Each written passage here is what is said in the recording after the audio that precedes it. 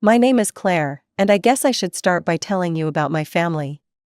My parents run a bakery, nothing fancy, just a small place that keeps them busy. My older brother Ethan is 32, 2 years older than me, and he's been a problem for as long as I can remember.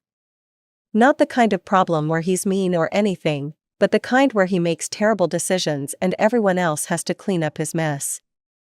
I work at a marketing firm downtown. Good job, decent pay, nothing to complain about. I've always been the responsible one in the family. You know how it is, some kids grow up fast and some never grow up at all. Ethan falls into that second category. It was early Saturday morning, maybe 7:30, when my phone started ringing. I was still in bed, enjoying my weekend sleep-in, when that annoying buzzing sound pulled me out of a really good dream. I grabbed my phone and saw it was Mom calling. My stomach dropped immediately. See, Mom never calls me early on weekends unless something's wrong.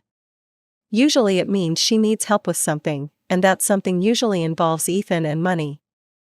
I've been down this road more times than I can count. "Hey Mom, what's up?" I answered, trying to sound more awake than I felt. "Claire, honey, we have a problem." Her voice was shaky, almost panicked. "It's your brother again."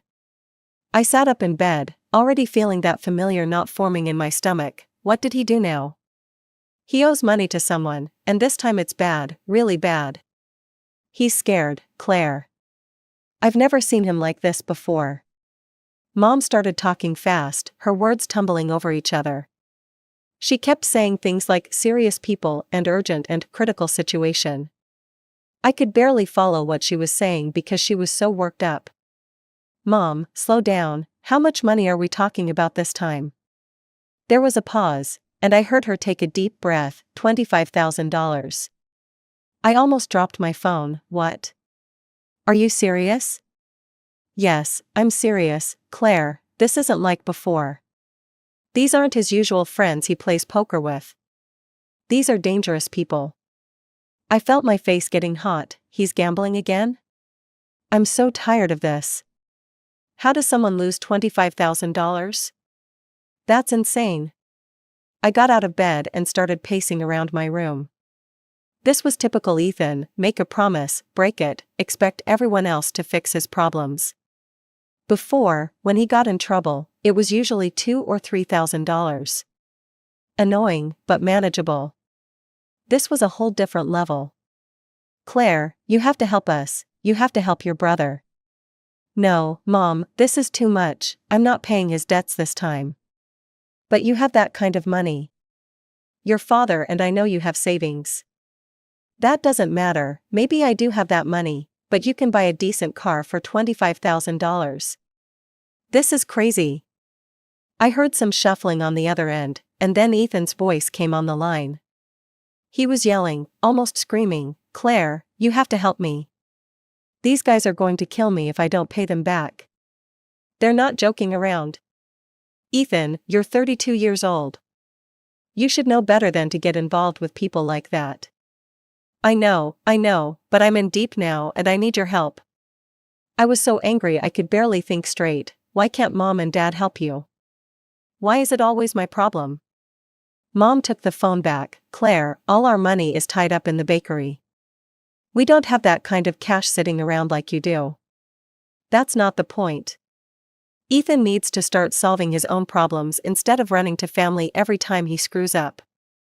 If you don't help him, your father and I will have no choice but to cut contact with you." That hit me like a punch to the gut. Are you seriously threatening me right now? I'm not threatening you, I'm telling you how it's going to be. I couldn't believe what I was hearing. My own parents were basically saying they'd disown me if I didn't bail out my brother, again. You know what? I'm done with this conversation. I'm not giving him the money. I hung up and threw my phone on the bed. My hands were shaking. I'd helped Ethan out of smaller messes before, always telling myself it would be the last time. But $25,000? That was my emergency fund, my security blanket. There was no way I was handing it over for his gambling debts. The whole day felt ruined after that call. I kept checking my phone, half expecting them to call back and apologize, to say they understood my position. But the phone stayed quiet. I guess they were waiting for me to change my mind. Well, they were going to be waiting a long time. I spent the rest of Saturday trying to distract myself, but it wasn't working. I kept thinking about all the other times Ethan had gotten into trouble. The time he borrowed $3,000 from me to pay off card debt, promising he'd pay me back in 2 months. That was 3 years ago. The time he needed money for car repairs, except later I found out he'd actually wrecked the car racing it. The time he asked for help with rent, but then I saw photos on his Facebook of him at some expensive restaurant that same week. Every single time, it was an emergency. Every single time, he promised it would never happen again. And every single time, I believed him because he's my brother. But this felt different, $25,000 different. That was money I'd been saving for my future, maybe a down payment on a house. That was my security, and they wanted me to just hand it over. That night I barely slept, playing different scenarios in my head.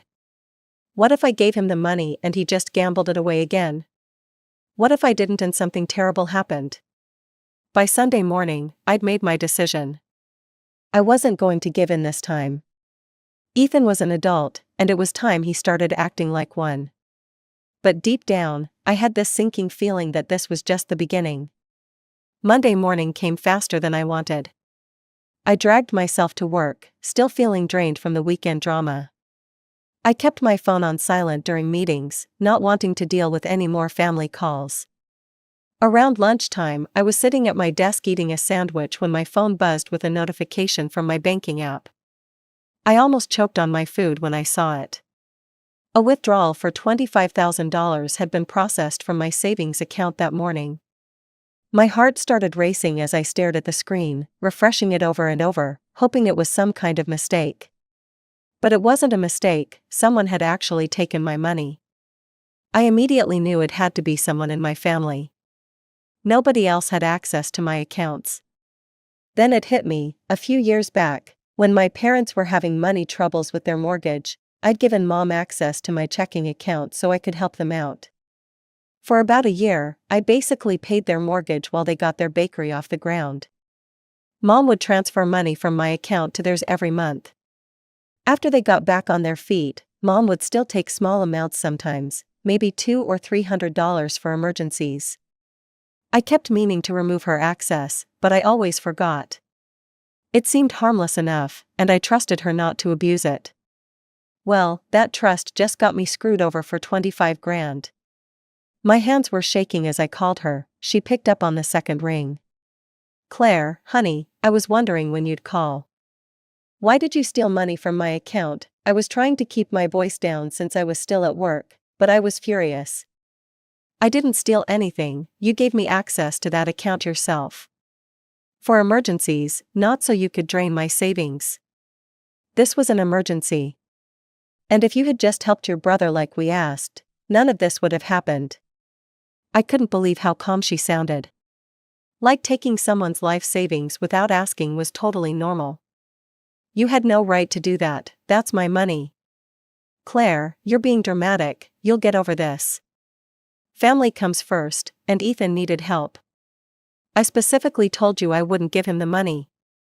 Well, now you don't have to worry about it, the problem is solved." I was so angry I could barely form words. "Mom, you just stole $25,000 from me." "I didn't steal anything, the bank has records showing I had permission to access your account." She was right, and that made it even worse. Technically, she did have permission. I'd been stupid enough to trust her. "This is insane, I'm calling the bank." "You do that, sweetheart, but I think you'll find that everything was done legally." I hung up and immediately called my bank. The customer service guy listened to my whole story, but just like Mom predicted, there wasn't much they could do. "Ma'am, our records show that you authorized this person to access your account several years ago. The transaction appears to be legitimate from our end. But she took the money without my permission. I understand your frustration, but this is really a personal matter between you and your family member. You could pursue legal action, but the bank can't reverse a transaction that was authorized by someone with legitimate access." So you're telling me there's nothing you can do? I'm sorry, but no, my recommendation would be to remove her access immediately to prevent future unauthorized transactions. After I hung up, I sat in my car in the parking lot feeling completely defeated. I called my lawyer, hoping maybe he'd have better news. Claire, I'm sorry this happened to you, but the bank is right. Since you gave your mother legal access to the account, it's going to be very difficult to prove theft. But I told her not to take the money. That's a he said, she said situation. In court, she could argue that you verbally agreed to help your brother, or that this was a family emergency. These cases are extremely hard to win. So what are my options? You could sue her, but honestly, it would probably cost you more in legal fees than you'd recover. And it could take years to resolve. Are you serious? I'm afraid so. Family financial disputes are complicated. The best I could do is send her a formal demand letter, but if she refuses to return the money voluntarily, you're looking at a long, expensive legal battle with no guarantee of success. I drove home that afternoon feeling like my whole world had been turned upside down. $25,000, gone, just like that. Money I'd worked years to save, money that represented my security and my future plans. And there was basically nothing I could do about it. That evening, I sat at my kitchen table and started going through all my financial records.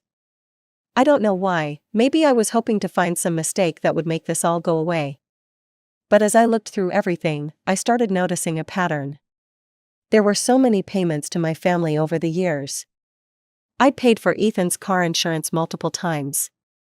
I'd covered his rent for 3 months when he lost his job. I'd paid for expensive repairs on his car. I'd sent money to my parents dozens of times for their mortgage, for bakery equipment, for emergency expenses. I found receipt after receipt, transfer after transfer. Thousands and thousands of dollars over the years, all going to help my family while I lived in a small apartment and drove a 10-year-old car. But the thing that really caught my eye was a set of documents I'd almost forgotten about. My grandmother's will, and the deed to a small property she'd left me. It was just a tiny room on the ground floor of a building downtown, but it was in a really good location. Gran had run a laundry service out of it for years.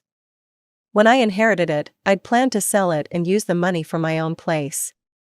But my parents had asked me not to sell it. They wanted to move their bakery there from the cramped space they were renting on the outskirts of town. It would be perfect for us, Dad had said. Right in the city center, close to home. We'd save so much money on rent. So like an idiot, I'd signed a contract giving them free use of the property. For years now, they'd been running their bakery out of my building while I paid all the property taxes and maintenance costs. I never charged them rent because I wanted to help them succeed. But now, looking at that contract after what they'd just done to me, I started reading the fine print. And there it was, a clause that said I could terminate the agreement at any time with 30 days' notice. The next morning, I went straight back to my lawyer's office with the contract and property documents. He looked everything over carefully, adjusting his glasses as he read through the fine print. "Well, this is interesting," he said finally. "You definitely have the right to terminate this agreement. The language is very clear, 30 days written notice, no penalties, no restrictions. So I can really kick them out?" "Absolutely, you own the property, and this contract was designed to protect your interests. Your parents signed it, which means they agreed to these terms. Can you write up the notice for me?" "Of course, I'll have it ready this afternoon." I felt better than I had in days. Finally, something I could actually do instead of just sitting there feeling helpless. A few hours later, I had an official termination notice in my hands. I sent it by certified mail so there would be no question that they received it. 3 days later, my phone rang. It was Mom, and she was absolutely screaming, "Claire, what the hell do you think you're doing? I'm terminating our contract. You have 30 days to move your bakery out of my building. You can't do this to us, that bakery is our livelihood. You should have thought about that before you stole my money. We didn't steal anything, and you can't just throw us out like this." "Actually, I can, check the contract you signed." It's all legal. We're going to sue you for this. Go ahead, my lawyer says the contract is ironclad. You have 30 days. I hung up, feeling more in control than I had since this whole mess started. But the feeling didn't last long. 2 days later, my phone rang again. This time Mom's voice was completely different, sweet, almost pleading. Claire, honey, we need to talk, your father and I want to work this out. There's nothing to work out, you have 25 days left. But we want to make peace. We want to be a family again. Look, we're prepared to give you back the $25,000 right now if you'll let us stay in the building. I almost dropped the phone. You're going to give me back my money? Yes, we'll transfer it back to your account today. But you have to promise not to kick us out. So you did have the money all along? Well, we had to move some things around, liquidate some investments, but yes. We can get it back to you. I was furious all over again. You mean you could have helped Ethan with your own money this whole time, but you decided to use mine instead? Claire, that's not the point. The point is we're willing to make this right. The point is that you lied to me. You said all your money was tied up in the business. It was complicated, but we're offering to fix it now. Too late, you made your choice when you took my money without asking. You have 25 days to get out. But Claire. I hung up. I couldn't believe they actually had the money and could have helped Ethan themselves. They just didn't want to spend their own money when they could spend mine instead. The whole family emergency thing was just manipulation. A week later, I got a call from some lawyer representing my parents. He wanted to schedule a mediation meeting. Against my better judgment, I agreed. Maybe I was curious to see what they'd try next. The mediation was held in a conference room downtown. I showed up with my lawyer, and my parents came with theirs. Ethan was there too, looking uncomfortable and avoiding eye contact with me. My parents' lawyer started by saying they wanted to find a mutually beneficial solution to our family dispute. Then Mom launched into her speech. Claire is an ungrateful, selfish daughter. I'm ashamed to call her my child. She has no right to destroy our business like this. My lawyer calmly pulled out the original contract. Your client signed this agreement. Clause 12 clearly states that Ms. Claire can terminate at any time with 30 days' notice. There are no exceptions. The parent's lawyer looked at the contract and his face fell. Well, we have another proposal. My clients are willing to pay fair market rent for the property. They'd like to sign a long-term lease. I'd been expecting this. I'm not interested in being their landlord. I want to sell the property. But Claire, Dad spoke up for the first time, we've put so much work into that place. It's perfect for the bakery. You should have thought about that before you stole from me. We keep telling you, we didn't steal anything. My lawyer interrupted, let's focus on the facts. Ms. Claire has the legal right to terminate this contract.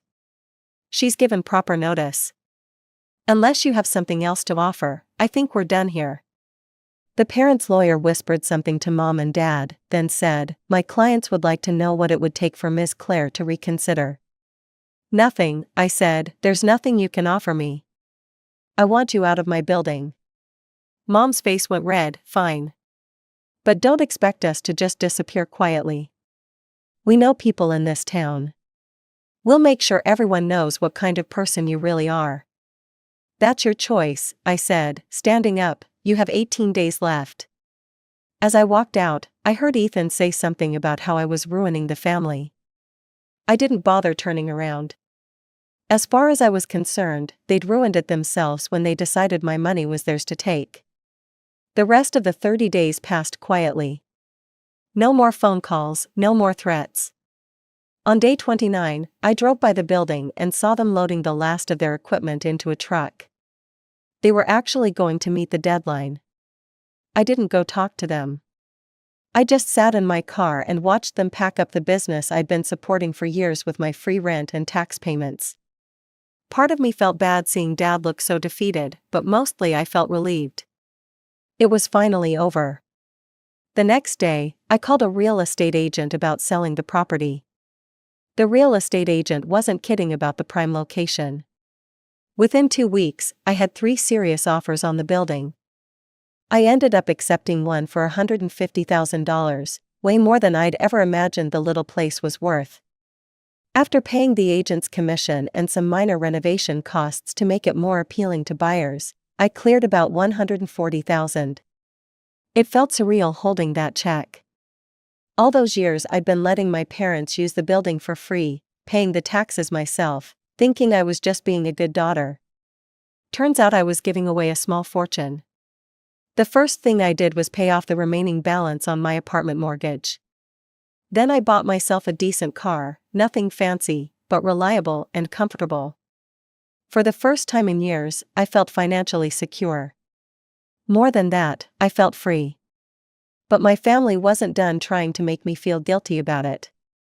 A few days after the sale closed, my parents called me one more time. Dad was on the line this time, and his voice was cold.